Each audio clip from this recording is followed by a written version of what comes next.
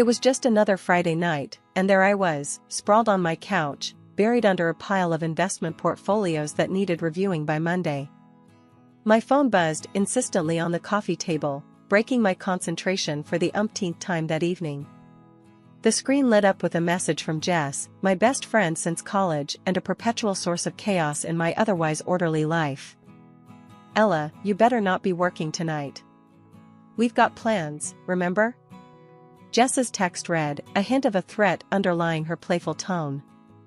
I sighed, rubbing the bridge of my nose, before typing a reluctant reply. "I remember, Jess. Just let me finish this last section. Where are you dragging me to again?" "Quit your grumbling. It's that new Quest game downtown. It's gonna be epic. Plus, you need a break. Work can wait." She responded almost immediately, her impatience palpable even through text. I met Jess and the rest of the gang at the lobby of Mystery Manor, a place that looked more like a haunted house than a fun night out. The game host briefed us on the rules and the backstory of our adventure. We were to solve a series of puzzles to escape the manor, and our group was not the only one participating that night. As we were divided into teams, I found myself paired with a guy named Tom. He was from another company, a fact I only gleaned because his work badge was still clipped to his jeans. Tom seemed just as out of place as I felt, his hands tucked awkwardly into his pockets as he offered me a shy smile. "So, not really your scene either?" I ventured, trying to break the ice as we approached our first clue. Tom chuckled, his smile reaching his eyes. "You could say that. I got roped into this by my sister. She thinks I need to get out more. Sounds like we're in the same boat. My friend thinks this will cure my workaholism," I replied, rolling my eyes. We spent the next hour navigating through cobwebbed corridors and solving riddles that designed to confuse rather than enlighten. Tom proved to be surprisingly insightful, his quiet demeanor belying a sharp wit that caught me off guard more than once. "You're pretty good at this," I noted as he unlocked a particularly tricky cipher that had stumped me. He shrugged, a small grin tugging at his lips. "I like puzzles. Keeps the mind sharp. How about you? What's your excuse for being so quick with these clues?" "Just a lot of practice with problem solving at work, I guess. Investment decisions aren't so different from puzzles, just with higher stakes," I explained, warming up to him as we delved deeper into the game. As we cracked the last code and escaped the manor, Tom turned to me, his eyes bright with excitement. "That was actually fun. Thanks for being such a great team partner, Ella." "No, thank you. I was dreading tonight, but this turned out to be a blast," I admitted, feeling a strange reluctance at the night coming to an end. We exchanged numbers, a move that surprised me more than it probably should have. As I watched Tom disappear into the night, a part of me hoped this wouldn't be the last I saw of him. After that quirky night at the escape room, things with Tom picked up speed faster than I ever expected. We started seeing each other regularly, finding comfort in our shared love for dry humor and disdain for unnecessary social gatherings. When I first met Tom's family, I was nervous, wondering if they'd accept me. His parents were instantly welcoming, warm smiles and hearty hugs making me feel right at home. But Karen, Tom's older sister, was another story entirely. Right from the start, she sized me up with a look that could chill a glass of beer. "So you're the one Tom's been all crazy about," she said with a sneer, her tone dripping with something less than enthusiasm. Life after marriage felt like stepping onto a fast-moving train. Just a few months in, and we were already on to our next big adventure, pregnancy. I'd be lying if I said I wasn't scared. Holding down a demanding job while growing a human inside me? Yeah, it sounded like a plot for disaster. But Tom was a rock, always there with his unshakable calm. "Hey, you're going to be an amazing mom," Tom reassured me one evening as we sat on our couch, my feet in his lap after a particularly rough day. "And don't worry about work. We'll figure it out together." "Yeah, I know, but you've seen me with plants, Tom. They barely survive a week," I quipped, trying to mask my anxiety with humor. The pregnancy wasn't kind to me. Every morning was a battle against nausea. I remember one meeting where I had to excuse myself every half hour, rushing to the restroom while my colleagues waited patiently. The day of the delivery was a blur of pain and panic.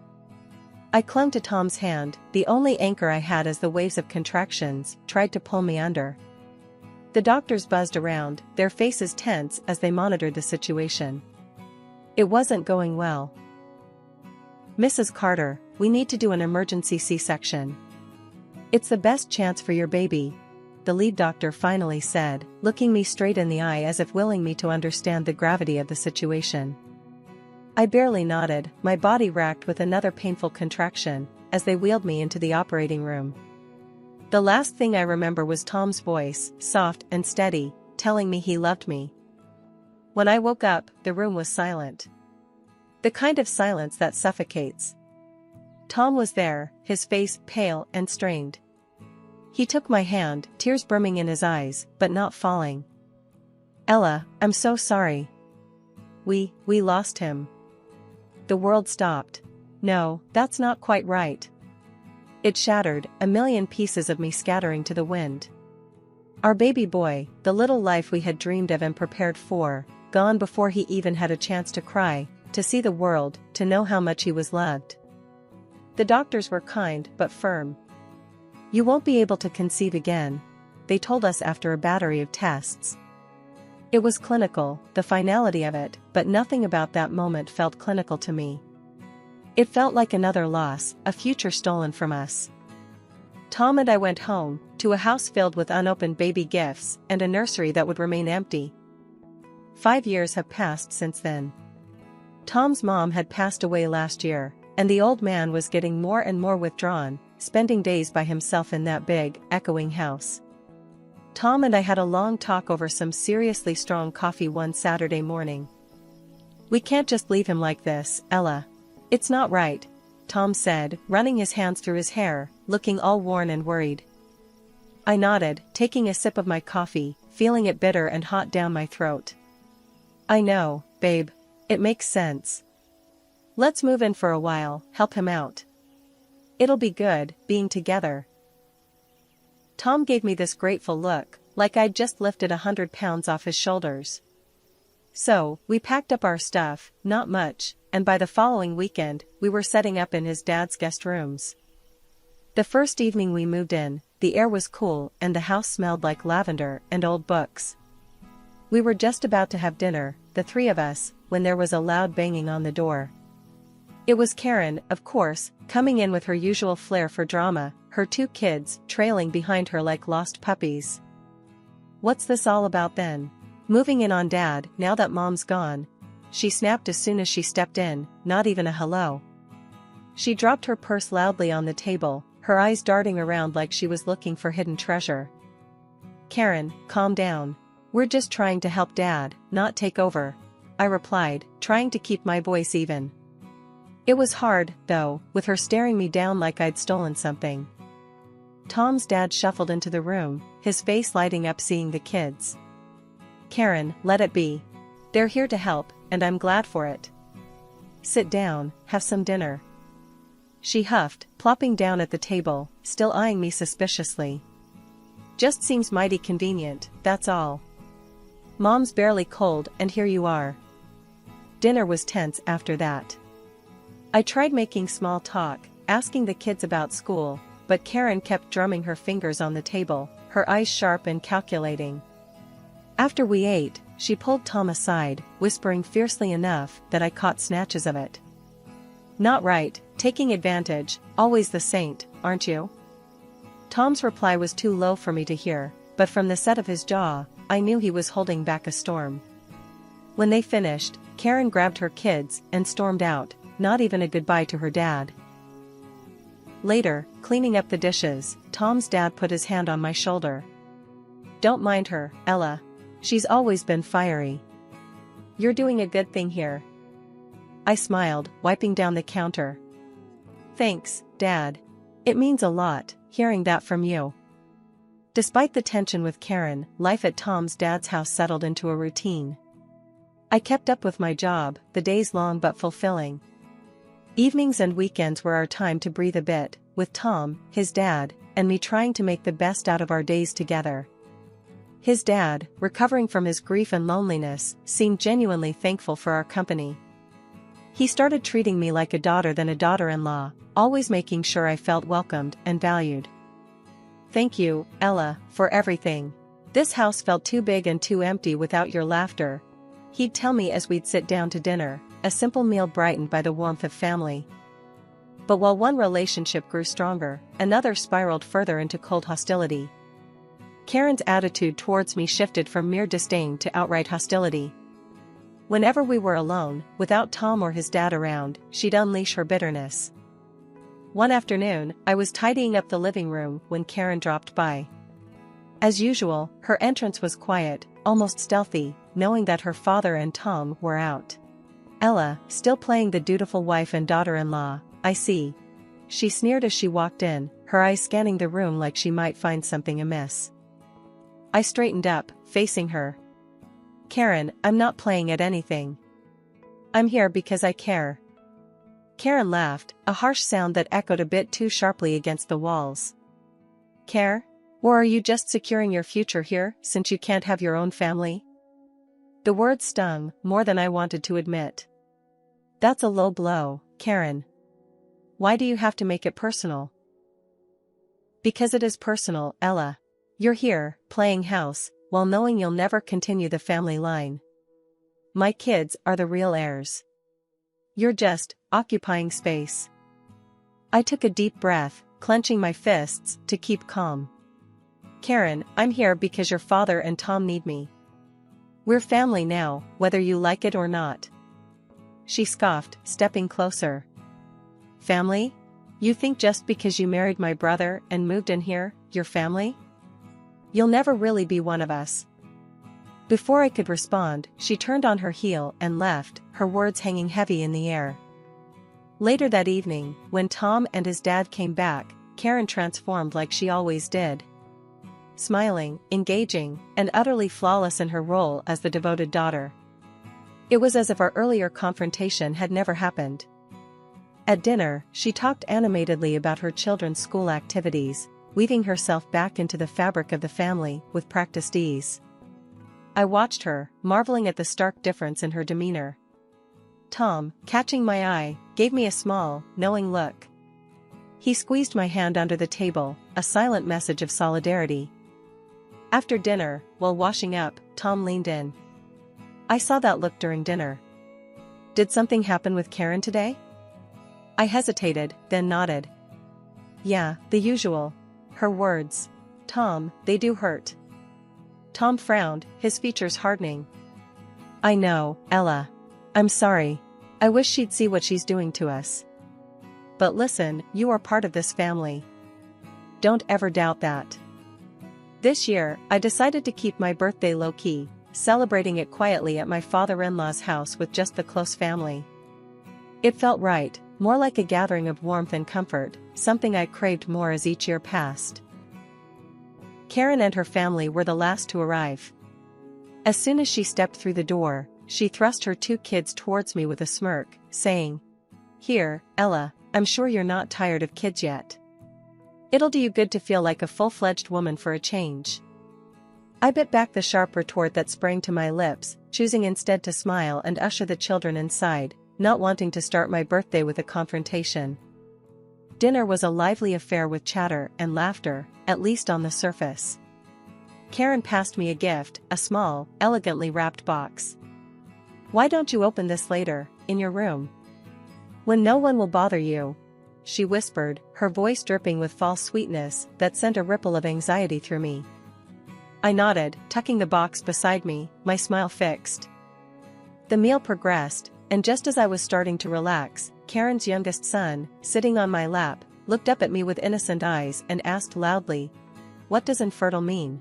"Mommy said that's what you are." The words hung heavy in the air, a suffocating silence falling over the table.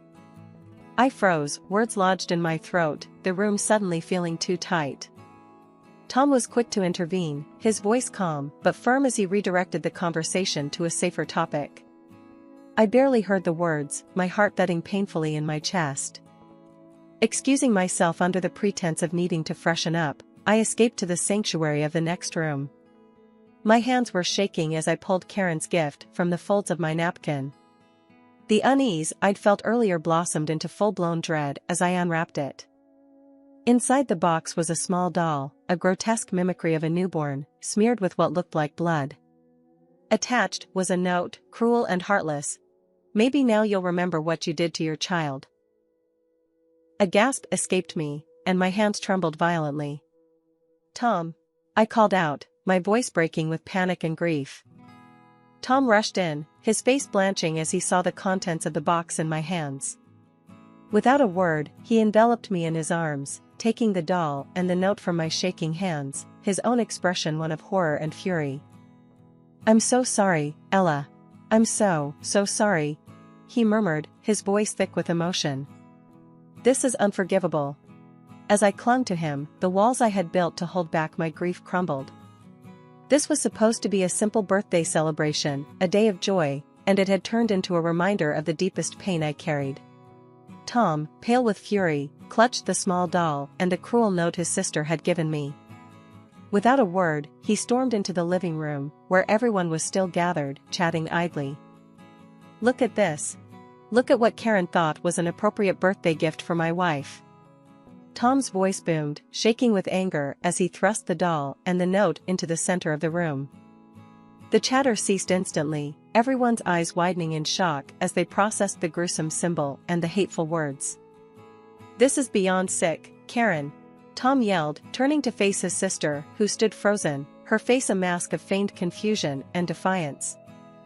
"Tom, Karen started, but Tom cut her off. "No. I don't want to hear your excuses. How could you be so heartless? You're my sister, but I can't even look at you right now. You're not part of this family if this is how you treat people.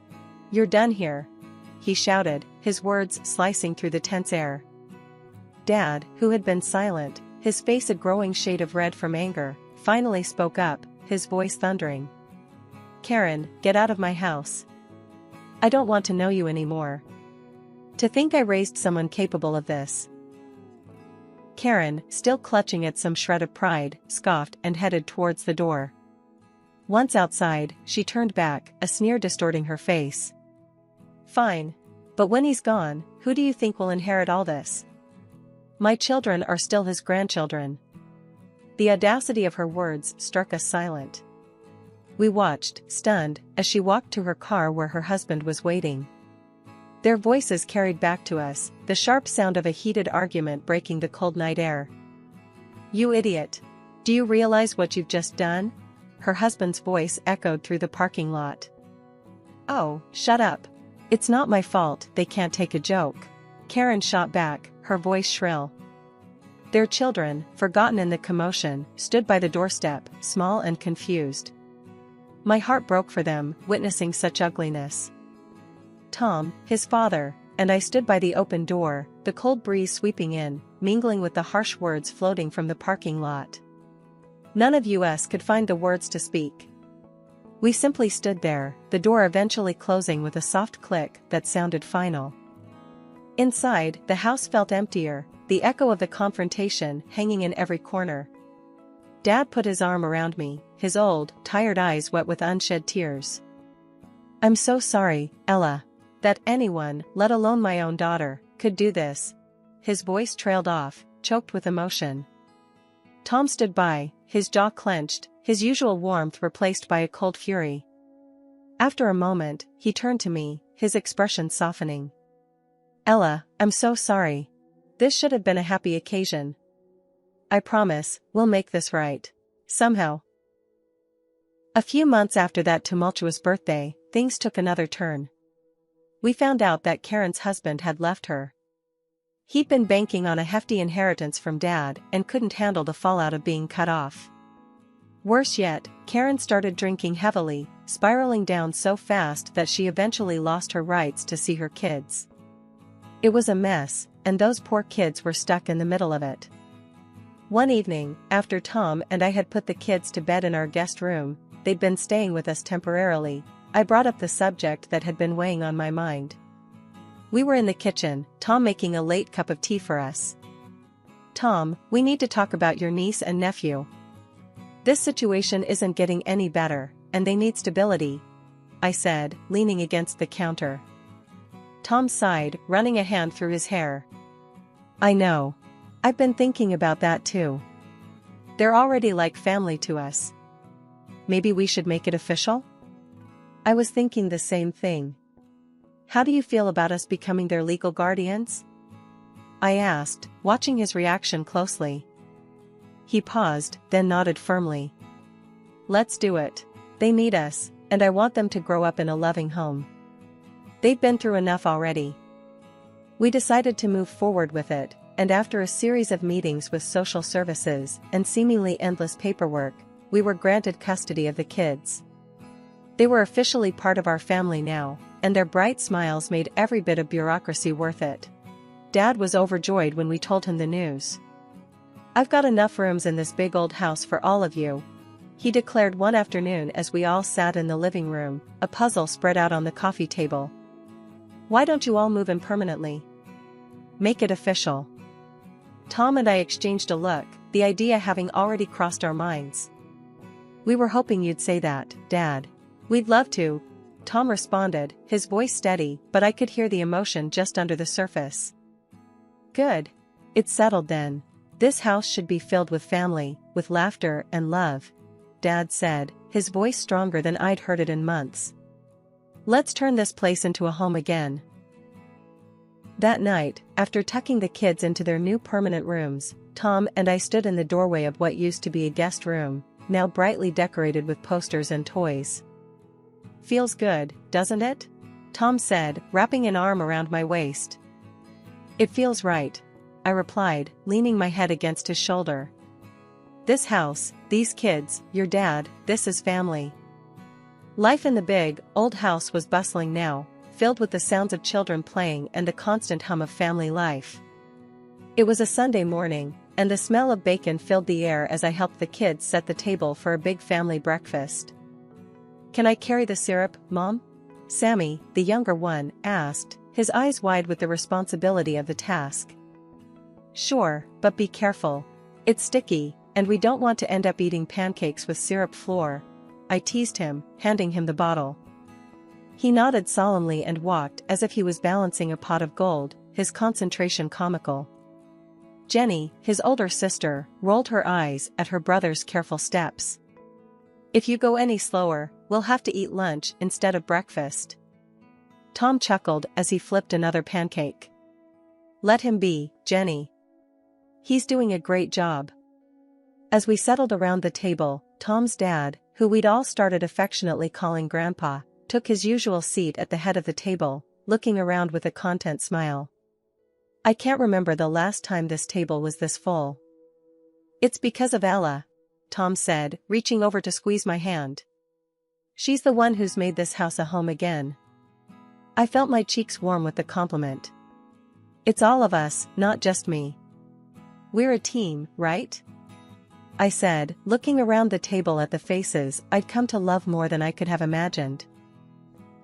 "That's right," Grandpa said, nodding. "But you, my dear, you brought us back together when things were pretty tough. You've got a way of doing that." Later that day, while the kids were playing in the yard, Grandpa called us into the living room. He had a serious look about him, one we'd come to recognize as his announcement face. "I've been thinking," he started, "about this house and everything in it. I've decided to put it in trust for the kids. For their future." Tom and I exchanged surprised glances. "Dad, are you sure? That's a big decision," Tom said. "I've never been sure about anything. This house should stay in the family, and who better to keep it alive than those kids?" Grandpa said, his voice firm. "And Ella," he added, looking at me with a soft smile. "I want you to manage it until they're old enough. You've made it a home once, and I trust you'll keep it that way." I was touched, overwhelmed by his trust and generosity. "Thank you, I'd be honored," I managed to say, feeling a mix of pride and responsibility settle over me. As the day wound down, and I watched the kids chase each other around the garden, the laughter filling the air, I felt a deep sense of peace. Tom came up behind me, wrapping his arms around my waist. "Looks like we did all right, huh?" "We did more than all right," I replied, leaning back into his embrace. "We made a family." And as the sun set over our home, I knew that no matter what the future held, we had built something enduring here, something that would last, carried forward not just by blood but by the love we shared.